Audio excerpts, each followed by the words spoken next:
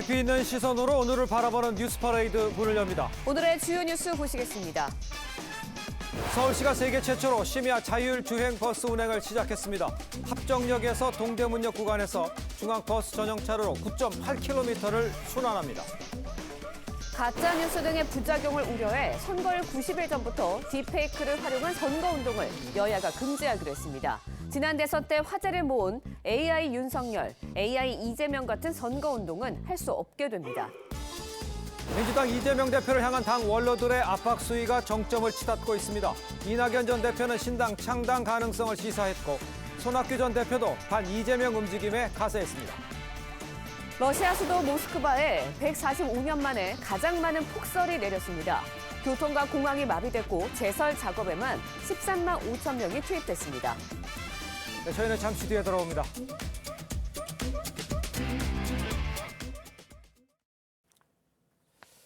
시청자 여러분 안녕하십니까? 화요일 뉴스 퍼레이드 시작합니다. 서울시가 세계 최초로 심야 자율주행버스 운행을 시작했습니다. 운전기사 없이 교통신호에 맞춰서 버스가 자동으로 운행을 하는데 승객들은 신기하다는 반응입니다. 자율주행버스 첫 차를 송민선 기자가 직접 타봤습니다. 한밤중 서울 도심을 달리는 시내버스. 그런데 운전기사가 운전대에 손을 대지 않습니다. 서울시가 어젯밤부터 운행을 시작한 심야 자율주행 버스입니다. 외관은 일반 시내버스와 같지만 도로 이물체를 구분할 수 있게 열화상 센서 카메라가 설치돼 있습니다. 요금은 당분간 무료입니다. 이 버스는 평일 밤부터 새벽까지 하룻밤 동안 70분 간격으로 총 5번 운행됩니다. 합정역에서 출발해 홍대와 신촌, 종로를 거쳐 동대문역까지 9.8km 구간을 순환 운행합니다. 아직은 전좌석 승객이 안전벨트를 매야 출발할 수 있고 입석은 금지됩니다. 의자에 앉으셔서 안전벨트. 야간 자율주행 택시가 일부 국가에서 시행된 적은 있지만 자율주행 버스는 이번이 세계 최초입니다. 시민들은 대체로 만족해했습니다. 일반 전기 버스 같은 느낌을 계속 받고 있습니다. 예, 부드럽고 괜찮은데요. 저는 그냥 일반 버스랑 비슷하게 느껴져서 입석을 해도 되지 않을까라고 저는 생각했었습니다. 하지만 세부적인 개선점도 남아 있습니다. 중간중간 급정거를 하는 게 몇 번 있었는데 그런 부분은 좀 개선되면 좋을 것 같다는 생각이 들었고 서울시는 청량리역까지 구간을 연장하는 등 노선을 더 확대할 계획입니다. TV조선 송미선입니다. 오늘 수도권을 중심으로 초미세먼지 농도가 나쁨 수준을 기록하겠습니다. 중부지방과 전라도, 경상권에서 초미세먼지가 나쁨 또는 한때 나쁨을 보이겠습니다. 낮 최고 기온은 9도에서 16도로 기상청은 당분간 기온이 올라서 평년보다 높고 일교차가 크겠다고 전망했습니다. 러시아의 수도 모스크바에 145년 만에 가장 많은 폭설이 내렸습니다. 교통과 공항이 마비됐고 제설 작업에만 13만 5천 명이 투입됐습니다. 김자민 기자의 보도입니다. 모스크바의 상징인 붉은 광장에 새하얀 눈이 뒤덮였습니다. 제설 차량이 분주히 눈을 치워봐도 금세 또 수북이 쌓입니다. 유독 춥고 긴 겨울로 유명한 러시아지만 시민들도 이 정도의 눈은 처음입니다. Но я уже сколько, 20 лет такого снега не видела, вообще даже снега не видела. Я очень рада. 모스크바에 기상관측 145년 만에 가장 많은 눈이 내렸습니다. 하루 만에 전 시내에 35cm가 넘는 눈이 쌓였고 남쪽 모스크바 국립대에선 41cm가 기록됐습니다. 차량 흐름이 시속 20km대로 뚝 떨어져 교통 대란이 벌어졌고 모스크바 공항 3곳을 오가는 80여 편 이상의 항공편이 지연되거나 취소됐습니다. Естественно, хотелось бы, чтобы техника наша работала чуть-чуть получше, очищали улицу чуть-чуть получше. 시베리아 야쿠츠크의 기온은 영하 50도 아래로 떨어져 도시가 꽁꽁 얼어붙었습니다. Намного теплее, чем стоять на остановке, это во-первых. Ну и во-вторых, заменяет физкультуру, зарядку утреннюю. 기상당국은 모스크바의 이번 주 최저 기온이 영하 20도까지 떨어질 것으로 예보했습니다. TV조선 김자민입니다. 네, 모스크바는 폭설로 몸살을 앓고 있지만 반대편 아프리카의 사정은 정반대입니다. 기록적인 폭우가 쏟아져 수백 명의 사망자가 속출했습니다. 임서인 기자의 보도입니다. 무릎까지 차오른 흙탕물. 사람들이 진흙을 헤치며 힘겹게 걸음을 내딛습니다. 차량들은 물에 반쯤 잠겨 고립됐습니다. 탄자니아의 수도 도도마에서 북쪽으로 300km 떨어진 마냐라주 하낭 지역 카테시 마을에서 폭우와 산사태가 발생했습니다. 이번 재난으로 최소 68명이 숨지고 116명이 다쳤다고 외신은 전했습니다. 주택 100여 채가 산사태로 매몰됐고 도로가 진흙, 물, 나무와 돌로 막혀 구조 작업도 지연되고 있습니다. Vyombo vyetu vya ulinzi na usalama tayari nimevielekeza vifike huko Wizara ya Afya kuja kushughulikia majeruhi. 아프리카 동부는 올해 10월부터 엘니뇨 현상의 영향으로 폭우와 홍수가 이어지고 있습니다. 케냐에서는 지난달 말 120명, 소말리아에서는 100여 명이 숨졌습니다. 에티오피아에서도 50명 안팎이 숨졌습니다. 수년간 이어진 극심한 가뭄 끝에 수해가 속출하면서 이상기후로 고통을 겪고 있습니다. TV조선 임서인입니다. 지난 대선 당시 AI의 윤석열 또 AI 이재명 후보 등장해서 화제를 모은 적 기억을 하실 겁니다. 자, 그런데 앞으로 선거 유세에서는 이런 모습을 보기 힘들 전망입니다. 가짜 뉴스 등의 부작용을 우려해서 선거일 90일 전부터 이 딥페이크를 활용한 선거운동 전면 금지하기로 했습니다. 이채림 기자입니다. 질문 감사합니다. 오늘 아침 데이터 보고 심쿵했습니다. 2030 여러분 매우 감사합니다. 저 AI 이재명은 앞으로 226개 우리 동네 공약과 함께 국민 한 분 한 분을 만나겠습니다. 후보자의 외모와 목소리를 본뜬 가상의 인공지능 캐릭터입니다. 지난 대선 과정에서 딥페이크 기술을 처음 활용한 선거운동이 등장했습니다. 후보자가 하지 않은 말을 마치 후보자가 직접 한 것처럼 유권자가 믿을 수 있어 논란이 일었지만 공직선거법상 관련 규정이 없었습니다. 국회 정개특위는 앞으로 딥페이크 기술을 이용한 제작물의 경우 실제가 아님을 명시하도록 하고 선거 90일 전부터는 딥페이크 기술을 활용한 선거운동을 금지하기로 했습니다. 또 실제가 아님을 표기하더라도 발언 내용이 허위일 경우 가중 처벌하도록 했습니다.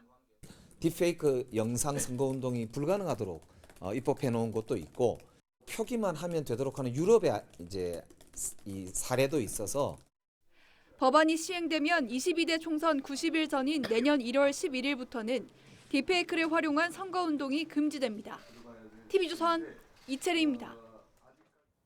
민주당 이재명 대표를 향한 당 원로들의 압박 수위가 정점을 치닫고 있습니다.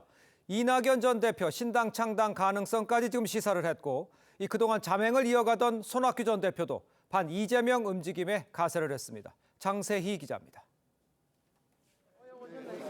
이낙연 전 대표는 TV조선과의 통화에서 신당 창당에 대한 질문에 국가를 위해 할 일을 고민 중이라고 답했습니다.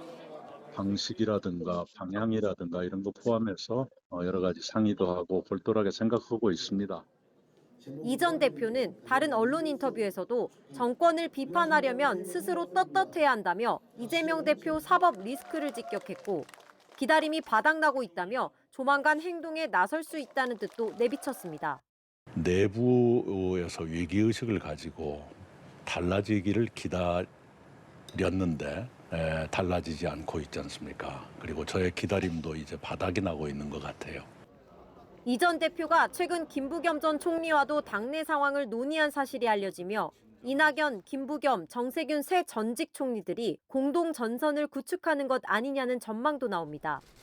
민주당 대표를 지냈던 손학규 전 바른미래당 대표도 연동형 비례제 약속을 지키라며 이 대표를 압박했습니다.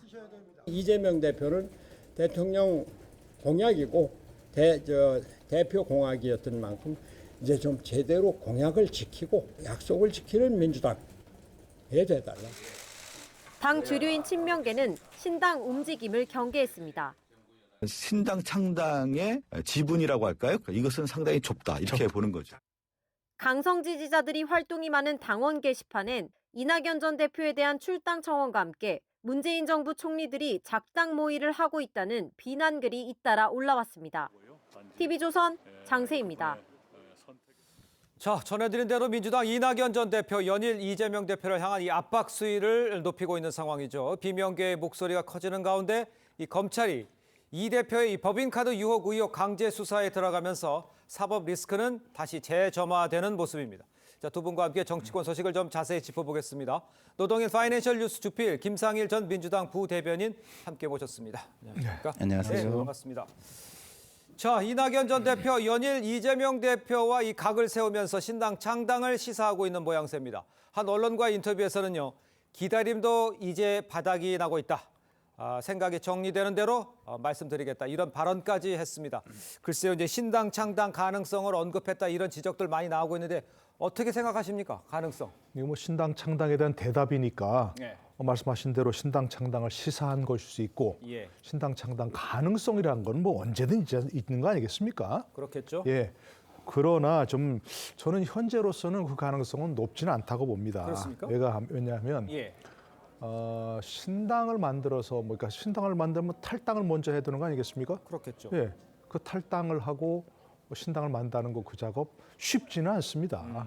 뭐 예를 들어서 지금 이낙연 전 대표가 움직일 때 그리고 이낙연 계라는 분들이 움직일 때 그야말로 무슨 뭐 비례 전문 정당을 만들겠습니까? 뭐 하겠습니까? 상당한 세력을 가지고 나와야 되지 않습니까? 예. 근데 아직은 그러기는 어려운 것 같다 생각이 들고요. 또 한 가지는 현재는 이재명 대표 체제긴 하지만 이낙연 좀 얘기되는 뭐 정세균 또 김부겸 이런 분들은 예. 민주당에 대한 연고권을 따지면 이낙연 전 대표보다 훨씬 더 큽니다. 그렇겠죠. 그렇지 않습니까? 자기들이 민주당 줄이라고 생각하지 예. 자기들이 민주당 비줄이라고 생각합니까? 그러니까 차라리 현재로서는 이런 공격을 통해서 이재명 대표의 어떤 그 사법 리스크를 부각해서 네. 본인들이 뭐 앞으로 당권을 잡는다든가 또는 현재로서는 최대치는 현재로서는 당에 있으면서 이른바 이낙연계라든지 비명계 의원들이 공천을 받고 이후에도 무사히 국회의원이 재선되는 다시 당선되는 뭐 그런 투쟁을 하려는 건 아닌가 뭐 그런 생각을 해보고 알겠습니다. 있습니다. 그러니까 당내에서의 영향력을 높이기 위한 수순을 밟고 있다 이렇게 좀 지적을 해주신 것 같습니다.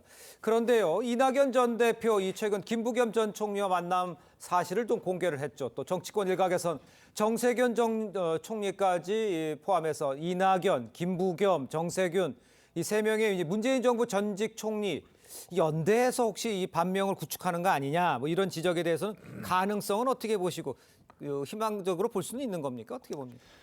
일단은 정세균 총리는 조금 뭐 약간 뭐랄까 적극적이지 않으신 것 같아요. 그렇습니까? 예. 예. 근데 뭐 김부겸 총리하고 이낙연 전 총리 같은 경우는 예. 좀 적극적으로 지금의 정치를 좀 개선해야 되겠다 이런 생각을 좀 많이 가지고 계신 것 같고요. 예.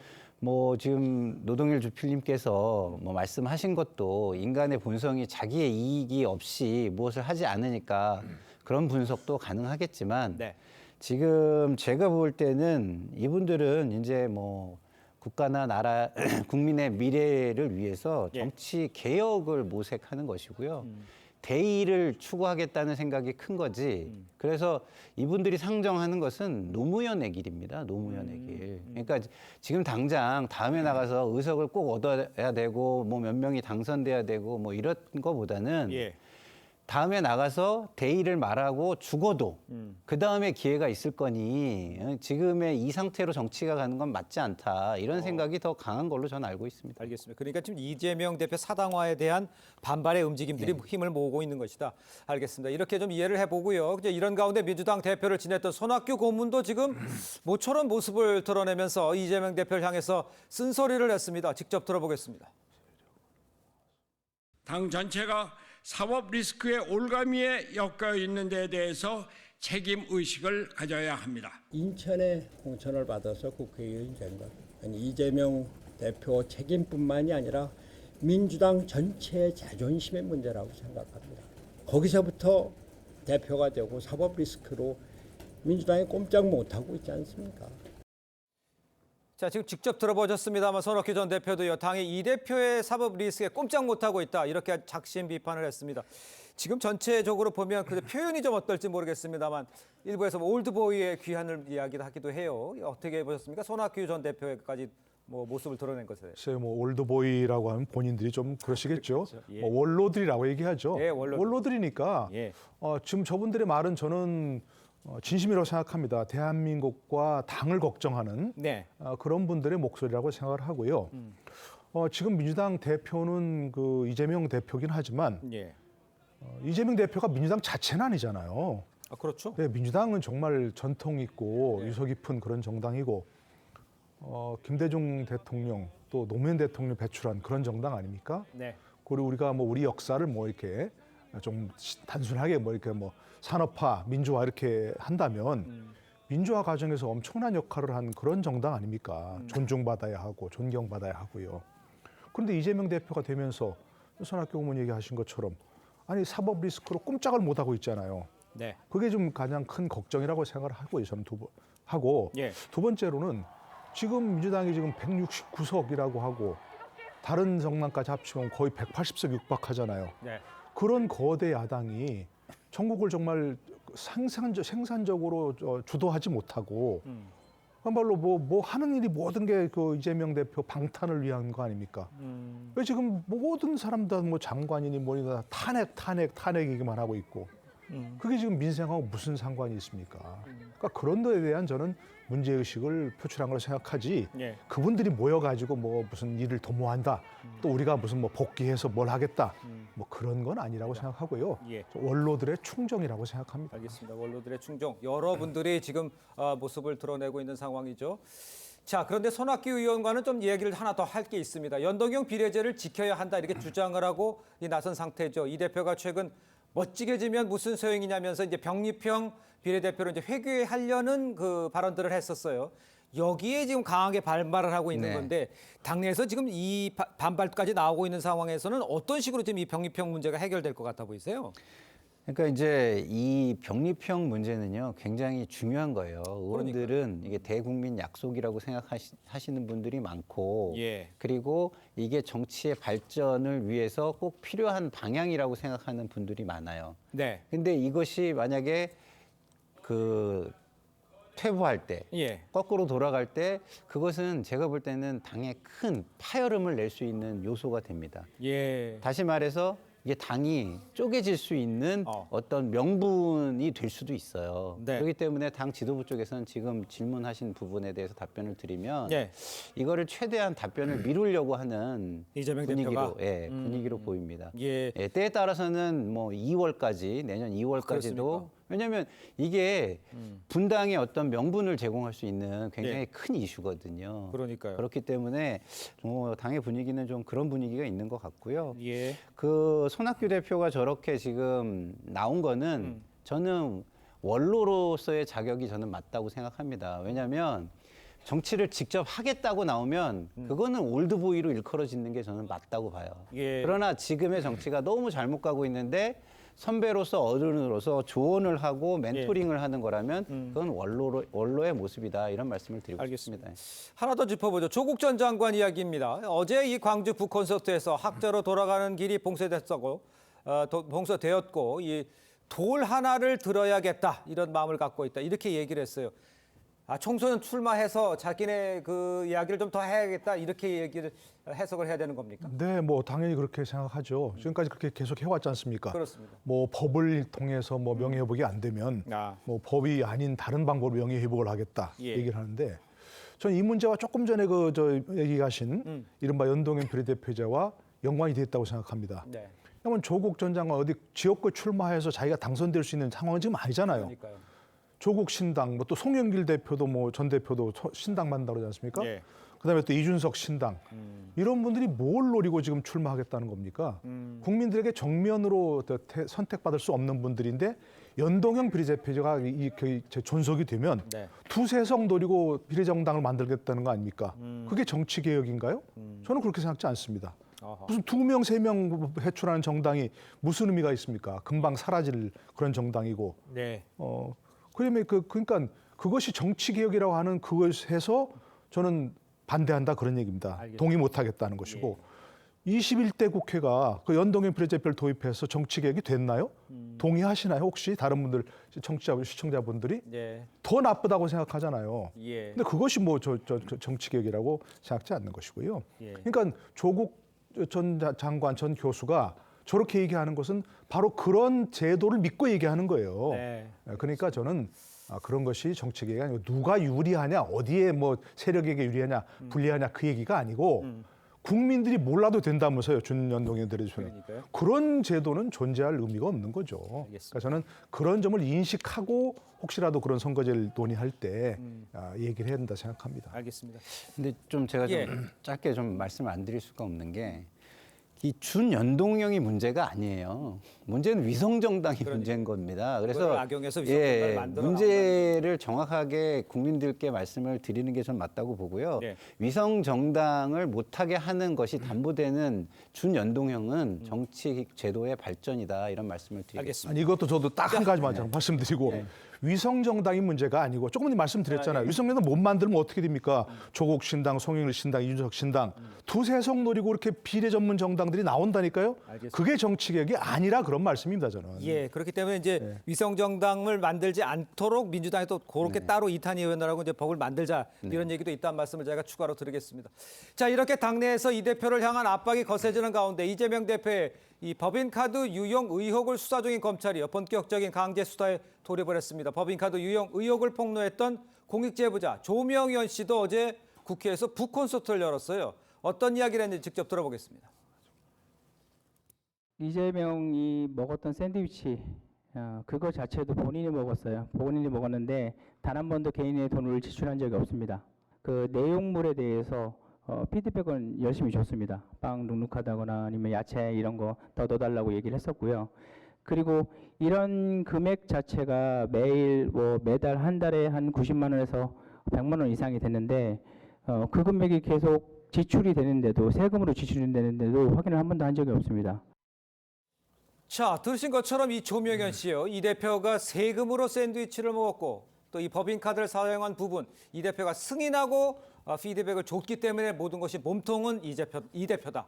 이렇게 주장을 했습니다. 저 발언 내용은 어떻게 해석을 하셨습니까? 글쎄 너무 당연한 얘기 아니겠습니까? 네. 이게 좀 경기도 법인카드 아닙니까? 맞습니다. 경기도의 국민들이 또 국민 전체 세금으로 만들어진 그 돈을 공무에 쓰라는 것인데 저렇게 본인이 샌드위치 사 먹고 뭐 샴푸 사고 또 거기다가 또 무슨 소고기 사 먹고 그런데 저 법인카드를 쓴 것이고 저분은 직접 거기에 관여한 거 아니잖아요. 누구한테 들은 얘기도 아니고 전달한 단도 아니고 본인이 직접 관여한 얘기 아닙니까? 그러니까 저것은 경기도 법인카드이기 때문에 최종 수혜자가 본인이고 최종 책임자가 본인이라는 얘기를 할 수밖에 없는 것이고요. 조명현 씨는 그래서 국민권익위에 신고까지 해서 공익신고자로 인정받았잖아요. 그러니까 전부 너무 당연한 얘기고 만약에 이재명 대표가 난 몰랐다. 샌드위치 그렇게 매일 사 먹는데 누구 돈으로 한지 난 몰랐다 얘기하면 그건 정말 무능한 거죠, 한마디로. 아니 경기지사가 자기 그 모든 일이 경기도에서 일어난 일에 대해서 아무것도 몰랐다면 그게 어떻게 경기도지사 일을 잘 수행했다고 할 수 있는 겁니까? 그러니까 이 문제에 대해서는 지금 침묵을 지키고 있는데 모든 일이 불리한 얘기가 나오면 하나하나 다 반박을 하면서 이 문제만은 침묵을 지키고 있잖아요. 이 문제에 대해서는 본인이 분명한 해명을 해야 된다 이렇게 생각합니다. 알겠습니다. 일단 이 검찰이 경기도청을 압수수색하면서 이재명 대표와 이 김혜경 씨 배임 혐의 피의자로 영장에 지금 적시가 돼 있었어요. 민주당에서는 이게 지금 위기 때마다 압수수색한다 이런 반발은 나오고 있는 상태지만 어떻게 보셨습니까? 이 수사에 대해서는. 일단은 우리 노주필님께서 말씀하신 것처럼 국민의 시각에서 보면 문제가 있다면 검찰은 당연히 할 일은 해야겠죠.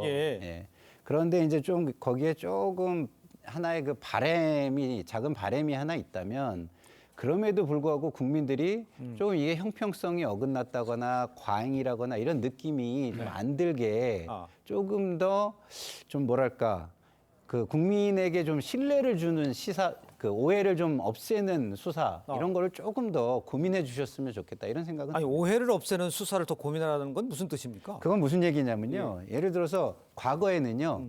기계적인 형평이라는 것도 있었어요.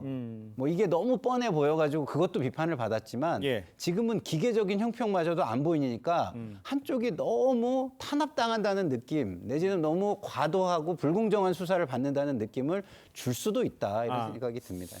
알겠습니다. 자, 이번엔 국민의힘 소식도 좀 짚어보겠습니다. 희생을 요구하는 인요한 혁신위의 이른바 이 최후 통첩에 당 지도부는 침묵을 거부했습니다. 혁신위와 지도부 갈등이 격화되면서 총선 채비에도 난항이 지금 예상이 됩니다. 최민식 기자의 리포트를 보시고 여당 내부 상황도 자세히 살펴보겠습니다. 인요한 혁신위원장은 지난달 30일 당 지도부와 중진, 친윤 인사들의 불출마 또는 험지 출마를 요구하는 6호 혁신안을 의결하며 답변 시한을 4일로 제시했습니다. 70점, 80점짜리 이런 혁신은 없습니다. 받아들이거나 안 받아들이거나. 이 답변은 당에서 월요일까지 기다리겠습니다. 하지만 당 지도부는 침묵을 택했습니다. 혁신이 때문에 짧게만 할 말씀만 짧게만 여쭤보고 싶어요. 왜? 차이 말씀드렸는데 뭐 똑같은 말 반복하나요? 비공개 최고위에서 김병민 최고위원이 김기현 대표에게 아무런 답을 하지 않는 게 최악이라며 혁신안에 답해야 한다고 주장했지만 수용되지 않은 걸로 전해졌습니다. 희생혁신안은 최고위에 정식 보고되지도 않았는데 지도부는 혁신위가 보고 요청을 하지 않았다고 했지만 혁신위에서 최고위 측에 공식적으로 보고 요청이 없었던 걸로 알고 있습니다. 그래서 오늘 얘기 안 됐고요. 혁신위는 당 사무처로부터 향후 혁신안 모두를 모아서 보고하라고 했다는 설명을 들었다고 했습니다. 인 위원장은 하루 종일 언론 접촉을 피했고 오후로 예정됐던 혁신위의 화상회의 일정도 취소됐습니다. TV조선 최민식입니다. 자, 지금 뭐 걱정이 됩니다만 이제 혁신위와 지도부의 갈등 뭐 이렇게밖에 볼 수 없는 상황이잖아요. 뭐 보냈더니 안 보냈더니 이게 중요한 게 아니라. 그러니까 저는 뭐 혁신위 활동에 대해서는 아마 많은 국민들이 이제 긍정적으로 평가하고 있지 않습니까? 예. 네, 뭐 그런데 저는 혁신위 접근 방법이 별로 이렇게 좋은 방법은 아니라고 생각합니다. 예. 혁신위원회가 예를 들어서 이러이러한 방법으로 이렇게 혁신을 하라라고 쭉 자신들이 요구하는 거 혁신안을 내놓고 그에 대해서 최고위에 건의를 하고 그리고 그 최고위에서 그거를 선별적으로 받아들이든지 아니면 100% 받아들이든지 하는 결정을 해야 되는 거 아니겠습니까? 근데 1호를 내놓고 받아들이라 말아라. 2호를 내놓고 받아들이라 말아라. 이렇게 얘기하는 것은 혁신위원회의 기존에 우리가 봐왔던 뭐 그런 접근 방법은 아니라고 생각하고요. 또 혁신, 뭐 제가 누차 얘기했습니다만 저는 뭐 중진들 출마하지 마라. 이게 혁신이라고 생각하지 않습니다. 개인적으로는. 그러나 국민들이 받아들이기엔 그게 뭐 어떤 그 공천 때마다 이른바 물갈이 하는 게 혁신이라고 받아들이잖아요. 그럼 그것도 중요하니까 그런 걸 포함한 당 시스템 개선이라든지 당과 대통령의 관계 문제라든지 당은 당계에서 어떤 고칠 것이라든지 그런 것들을 쭉 얘기해가지고 혁신이 전체적으로 건의를 하고 그다음에 공천 과정이나 이런 데서 반영할 건 반영하도록 그렇게 한다면 저는 좋은데 자 중진 뭐 출마하지 마라. 지도부 출마하지 마라. 어디 험지 와라. 서울 출마하라. 이렇게 얘기하면 아직 공천이란 게 본격화되지도 않았는데 그걸 누가 그럼 어떤 사람들이 구체적으로 이름을 들어서 얘기하든지 라고 얘기할 때 그것은 별로 바람직한 접근 방법은 아니다는 생각합니다. 누가 잘하고 잘못했는지를 전 이 시기점에서는 따질 필요가 없다고 생각해요. 왜냐하면 공동으로 망할 수도 있고 공동 흥할 수도 있는 상황이잖아요. 그러니까 제가 이렇게 여쭤볼게요. 김기현 2기를 가지고 총선에 임하게 되는 상황이 오는 건지 아니면 비대위로 가는 상황이 되겠는지 밖에서 보시기에는 어떻습니까? 제가 밖에서 볼 때는 비대위 상황으로 갈 가능성이 상당히 크다. 왜냐하면 강서 재보궐선거 결과를 보면요. 중도층 민심은 현 정권의 심판하는 쪽으로 돌아서 있지 않습니까? 그건 뭐냐면 지금의 정부와 그다음에 여권이 보여주는 모습이 마음에 안 든다는 거예요.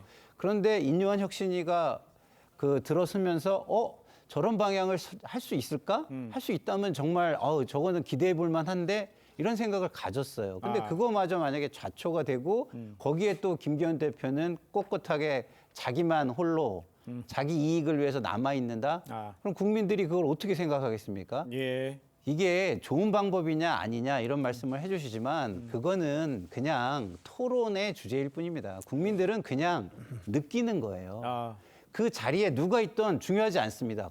그냥 정치인이 있을 뿐이에요. 여당의 대표가 있을 뿐입니다. 그게 김기현 대표건 아니면 이준석 대표건 그게 뭐가 중요합니까? 국민들한테. 국민들은 잘하는 대표가 중요하고 본인들한테 느껴지기에 뭔가 이렇게 좀 더 본받고 싶거나 감동받고 싶거나 아니면 저기로부터 나의 삶에 어떤 교훈을 얻고 싶거나 이런 사람을 원하는 거예요. 근데 지금의 모습은 그런 국민의 의식과 정서에 맞지 않는다면 어떤 얘기를 한들 그것은 무의미한 말이다 이런 생각이 듭니다.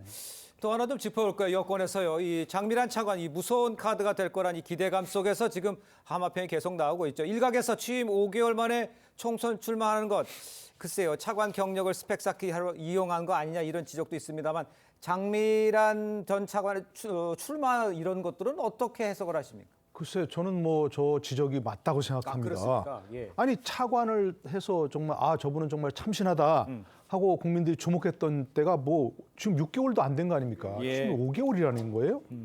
그걸 바꾼다는 게 말이 안 되는 거 아닙니까? 왜 바꾸는지 이유가 있어야 할 거 아니에요. 아니 기용할 때도 이유가 있어야 되는 것이고 예. 교체할 때도 이유가 있는 것인데 총선 출마를 위해서 교체한다? 이게 지금 말이 되는 겁니까? 장 차관이든 대통령 수석이든 그분들은 총선용 경력 쌓기 위한 자리가 아닙니다. 이거는 그렇지 않습니까? 전체 국민의 이익을 위해서 일해야 할 그런 분들인데 지금 겨우 업무 익혔을 그런 시기 아니겠습니까? 예. 전 지난 정부부터 예전 정부부터 이런 문제에서 늘 잘못된 것이라고 지적을 해왔는데요. 지난 정부에서도 뭐 청와대 참모 경력, 뭐 행정관, 비서관 경력을 내려고 선거 출마했고 당선된 분 많지 않습니까? 예. 이거는 말이 안 되는 거예요, 사실은. 예를 들어서 장미란 차관을 뭐 콕 집어서 얘기해 미안합니다만 취임 5개월 만에 교체한다. 예. 왜 교체할 만한 이유가 있어야 되는데 앞으로 총선 출마를 하기 위해서 이거는 완전히 그 차관 기용이 뭐 총선을 출마시키기 위해서 예. 그야말로 스펙 쌓기 위한 것밖에 안 되지 않습니까? 예. 이런 건 국정 운영에서 해서는 안 되는 일이라고 생각합니다. 예. 그런 가운데 이제 그 총선에 출마하는 이 장관들 6명 뭐 이렇게 이야기도 나오고 있지 않습니까? 모두 이제 출마할 것 같아요. 그런데 일단은 뭐 박민식 장관 같은 경우에 뭐 특정 지역 뭐 어디라고 얘기는 안 하겠습니다만 거기 가고 싶다고 하니까 다른 스타 장관들도 왜 나는 꼭 나는 험지 가고 여기는 좋은 데가 이렇게 얘기할 수 있을 것 같아요. 이런 것들 어떻게 이해됩니까?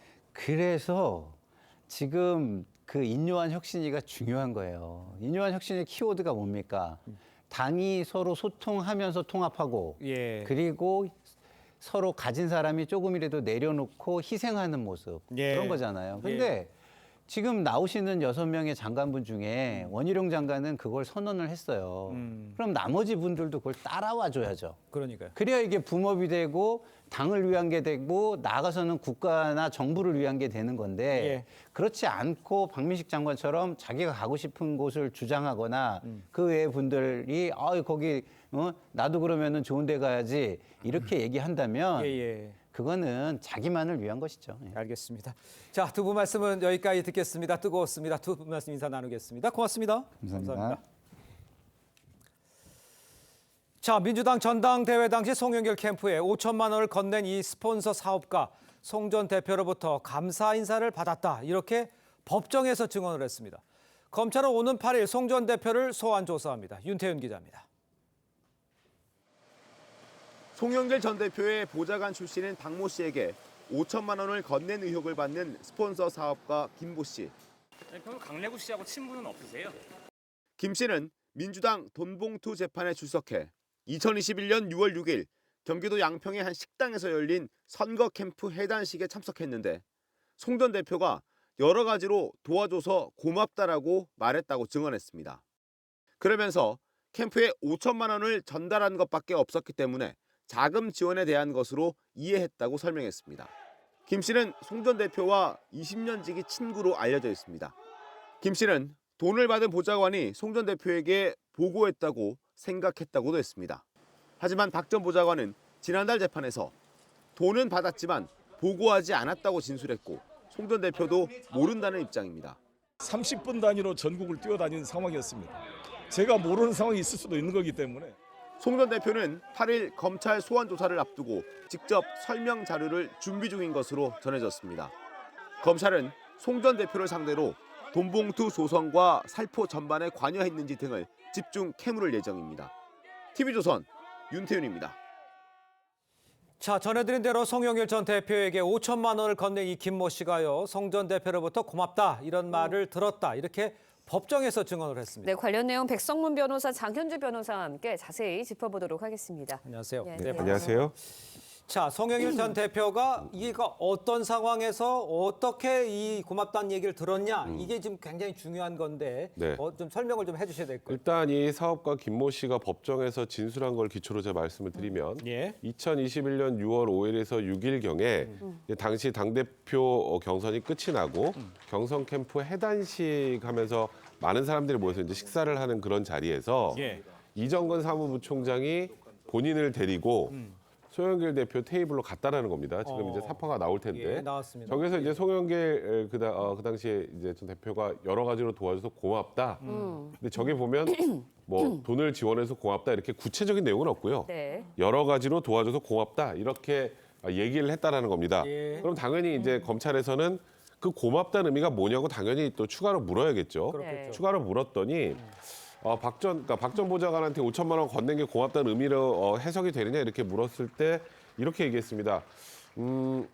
자기가 그 당대표 경선 당시에 도와준 게 5천만 원 지원한 거밖에 없었기 때문에 돈은 없었고 돈만 지원한 것만 했다. 그러면 그걸 고맙다고 한 건 아니겠느냐. 그러니까 아직까지 뭐 돈을 봐서 고맙다고 구체적인 진술했다는 얘기 나온 건 아니지만 이런 정황을 본다면 5천만 원을 지원해 준 것이 고맙다라는 것으로 이해할 수밖에 없었다 이런 취지의 진술이 있었던 겁니다. 네. 그런데 이제 사업가 김모 씨가 5천만 원을 전달한 건 송 전 대표가 아니라 송 전 대표의 측근 박 전 보좌관이라고 하거든요. 맞습니다. 일단 그 법원에서 이제 법정에서 증언을 한 것을 바탕으로 또 말씀드리자면 사업가 김 씨는 일단 그 자금 요청을 받은 것은 그 강래구 전 상임감사였다라고 진술을 했습니다. 그런데 그 강 전 상임감사에게 돈을 전달한 것이 아니라 박 전 보좌관에게 전달을 한 것인데요. 그 취지 이유에 대해서는 보좌관에게 전달을 해야 돈이 다른 데로 쓰이지 않고 정확하게 송영길 전 대표의 경선 자금 또는 보고가 돼서 그 자금으로 쓰일 기대감에 그렇게 했다라고 대답을 했거든요. 이것은 보기에 따라서는 송 전 대표의 경선 자금으로 용도를 한정했다라는 취지로 보일 수 있기 때문에 어제 증언 중에서 보좌관에게 전달한 부분에 대해서는 또 검찰 측이 또 나름대로의 증언을 한 것으로 볼 수 있겠습니다. 일단 김 씨가 5천만 원을 전달한 이 과정도 아주 구체적으로 지금 나와 있다는 얘기 아니에요? 그러니까 그 당시 이제 전당대회를 한 달 정도 앞둔 3월 중순경에 서울 모 카페에서 강래구 그 당시 상임감사를 만났는데 송영길 캠프 조직본부 구성 또 운영에 필요한 자금을 좀 지원해달라 이런 부탁을 받았다라는 겁니다. 그리고 이제 본인이 어떻게 할까 이 돈을 어떻게 마련할까 고민을 하다가 정확하게 날짜까지 특정했습니다. 4월 17일에 사업을 하는 지인에게 전화를 해서 5천만 원만 빌려달라 이렇게 얘기를 했는데 근데 이게 돈이 어쨌건 나중에 경선 캠프로 흘러 들어가면 계좌로 돈을 받거나 하게 되면 문제가 될 수 있잖아요. 계좌로 받으면 안 될 것 같아서 이틀 뒤인 4월 19일 날 1,000만 원짜리 수표 5장으로 받았다. 굉장히 구체적입니다.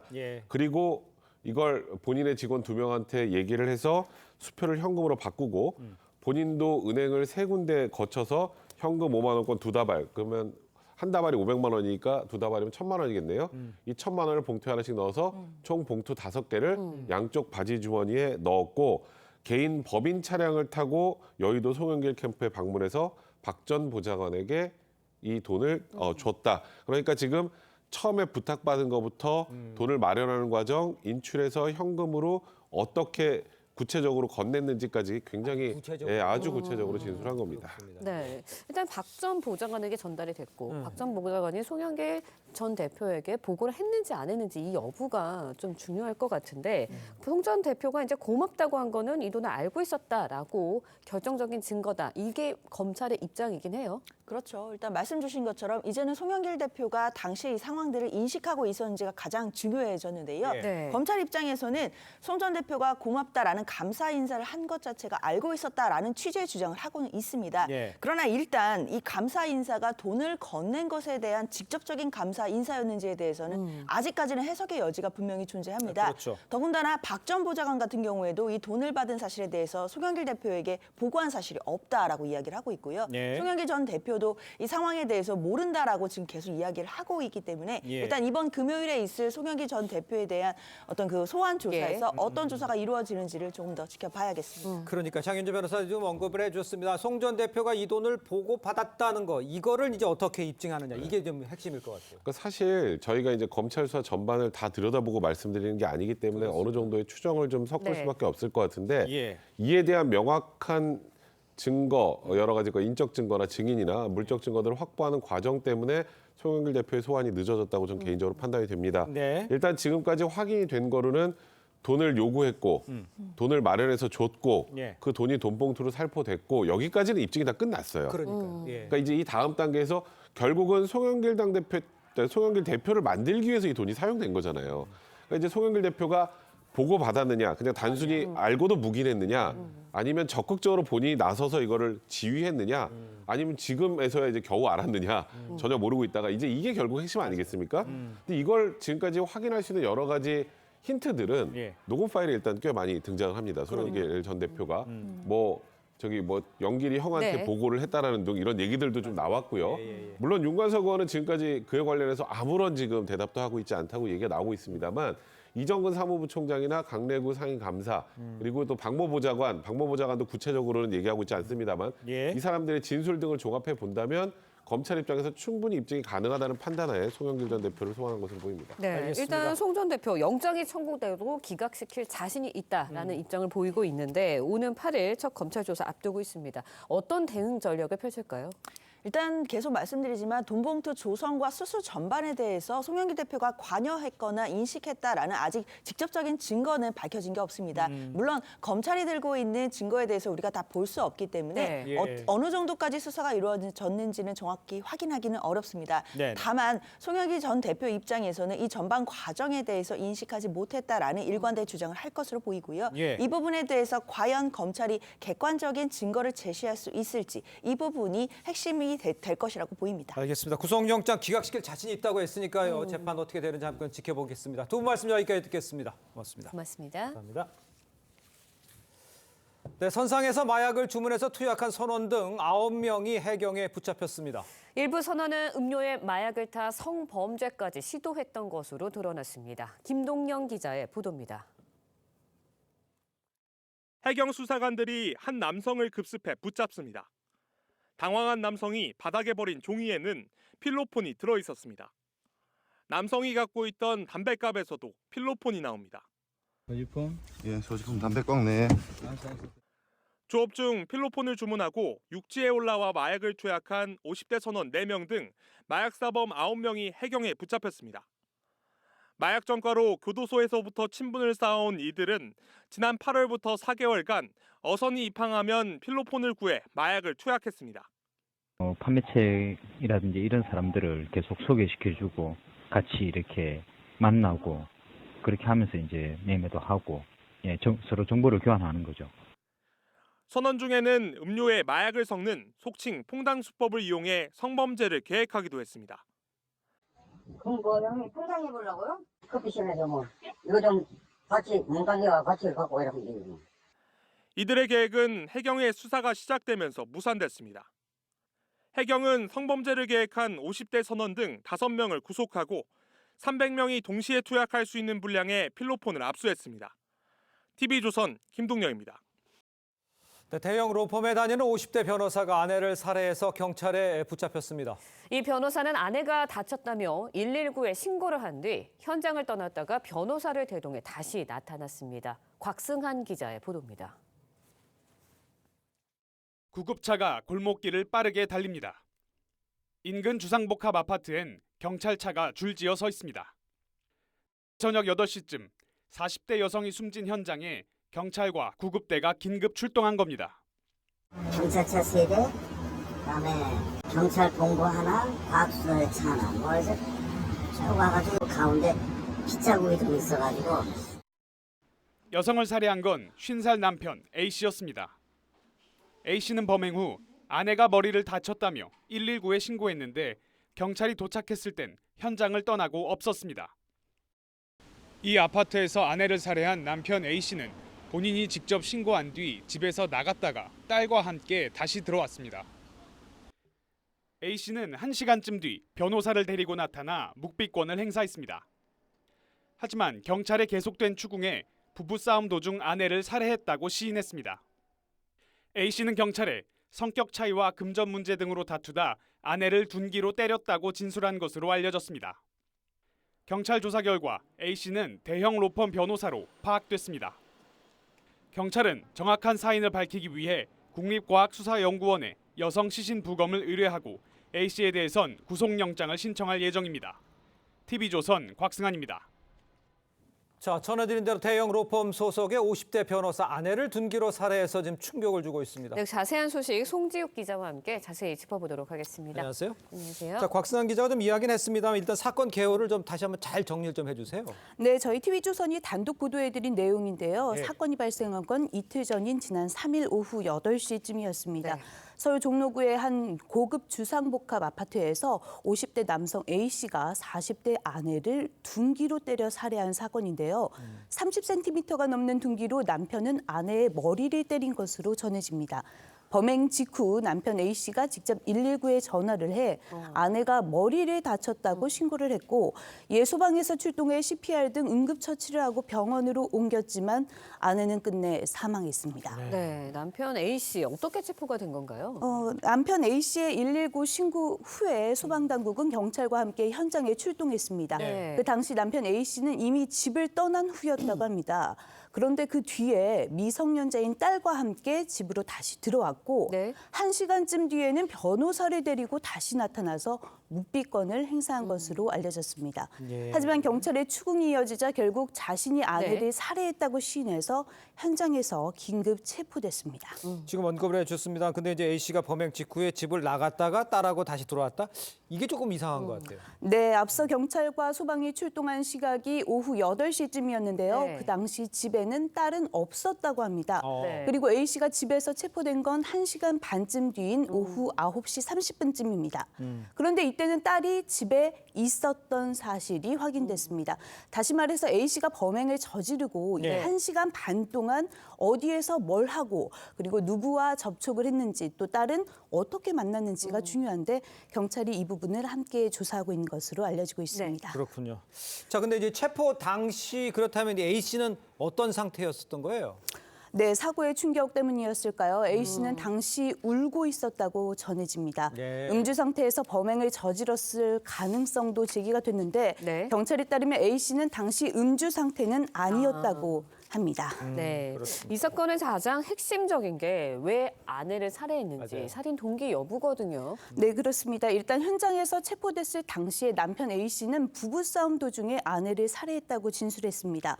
이 사건이 처음 알려졌을 때만 해도 자녀 교육 문제로 부부가 갈등을 빚어왔다 이런 일부 보도들도 있었는데요. 경찰 관계자는 처음 듣는 얘기라고 저희 취재진에게 말했습니다. 경찰은 다툼의 원인에 대해 현재 조사 중에 있으며 부부 사이의 개인적인 문제라 언론 공개는 어렵다는 입장입니다. 일단 범행 동기는 이제 반드시 밝혀져야 할 것 같은데 이제 경찰도 거기에 집중적으로 수사를 하겠죠. 네, 그렇습니다. 경찰에 따르면 이들 부부는 평소 금전 문제와 성격 차이 등으로 불화를 겪어왔던 것으로 알려집니다. 네. 하지만 남편 A씨는 경찰 조사에서 우발적인 사고란 취지로 주장한 것으로 전해집니다. 네, 남편 A씨가 이제 굴지의 대형 로펌 소속 변호사라는 점, 이번 사건이 더욱 충격을 좀 주고 있거든요. 네, 그렇습니다. 저희 TV조선 취재 결과 A씨는 국내 유명 로펌의 미국 변호사로 확인됐습니다. 네. 단 사건 발생 얼마 전에 이 로펌에서 퇴사했다고 하는데요.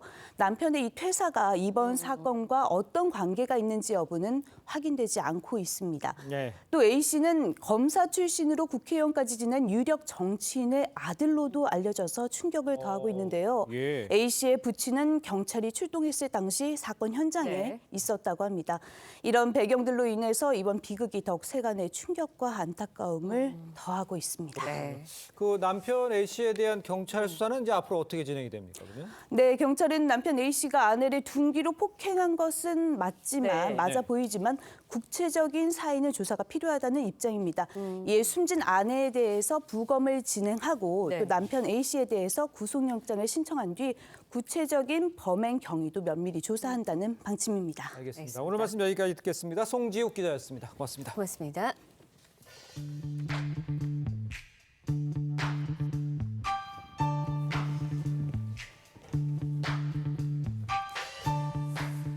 네, 렌즈에 담긴 그 순간 그 의미를 짚어보는 시간이죠. 사진 기자가 선택한 아침의 한 장입니다. 오늘은 조선일보 사진부 조인원 기자와 함께합니다. 안녕하세요. 오늘 아침에 볼 사진 어떤 건가요? 네, 물고기 분장을 한 여성이 연설하는 이곳은 유엔 기후변화협약 총회장입니다. 앨리스 맥가운이라는 이 여성이 분장을 한 것은 듀공이라는 해양 동물인데요. 어떤 사연이 있는지 사진으로 함께 보겠습니다. 지난 주말 아랍에미레이트 두바이에서 열린 유엔 기후변화협약 당사국 총회에서 미국의 대학원생인 앨리스 맥가운은 해양동물인 듀공의 모습으로 연단에 올라 주목을 끌었습니다. 그녀가 이렇게 발표한 이유는 행사가 열린 아랍에미레이트 바다에 듀공이 살고 있고 이곳이 유네스코가 법으로 정한 해양 보호지역임을 알리기 위해서입니다. 맥가운은 그동안 지하 화석연료 매장지와 생물보호지역이 겹치는 지역을 지리정보 시스템을 통해 연구해 왔는데요. 이날 발표에서 듀공이나 바다 거북 같은 멸종위기 해양생물 보존을 위해 보호구역 내 해양 개발을 중단해야 한다고 강조했습니다. 네, 듀공이라는 이름조차 생소한데요. 듀공은 어떤 동물인가요? 네, 듀공은 숨을 쉬기 위해 물 위로 가끔 올라오는 해양 포유류로 신생대 3기부터 살아왔지만 지금은 멸종위기종 동물입니다. 하지만 해초를 먹고 사는 듀공이 사는 바다는 해양 보존의 지표가 되기 때문에 듀공은 해양 환경 보호의 상징이 되었습니다. 네, 지구에 사는 동물들이 더 이상 멸종되지 않도록 우리의 많은 노력들이 필요할 것 같습니다. 지금까지 아침의 한 장이었습니다. 추위가 풀렸습니다.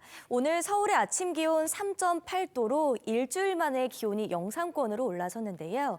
낮에도 11도까지 오르며 평년 기온을 웃돌겠습니다. 현재 서울과 인천, 경기 북부와 세종에는 초미세먼지 농도 나쁨 수준 보이고 있습니다. 그 밖에 중서부 지역으로도 일시적으로 공기질이 탁할 수 있겠습니다. 오늘 중부지방 하늘 흐리겠고 남부지방은 구름이 많겠습니다. 또 동해안으로는 수일째 건조주의보가 발효 중인데요. 여기에 바람까지 다소 강하게 불 수 있어서 화재 위험이 높습니다. 불씨 관리 잘해야겠습니다. 오늘 한낮 기온은 어제보다 1도에서 3도 정도 높겠는데요. 서울과 안동이 11도, 대전 12도, 대구 13도 예상됩니다. 내일은 오후부터 밤사이 전국 곳곳에 비가 조금 내리겠습니다. 날씨였습니다. 네, 이상으로 화요일 뉴스 퍼레이드 마칩니다. 네, 저희는 내일 아침 7시 30분에 다시 찾아뵙겠습니다. 시청해주신 여러분 고맙습니다.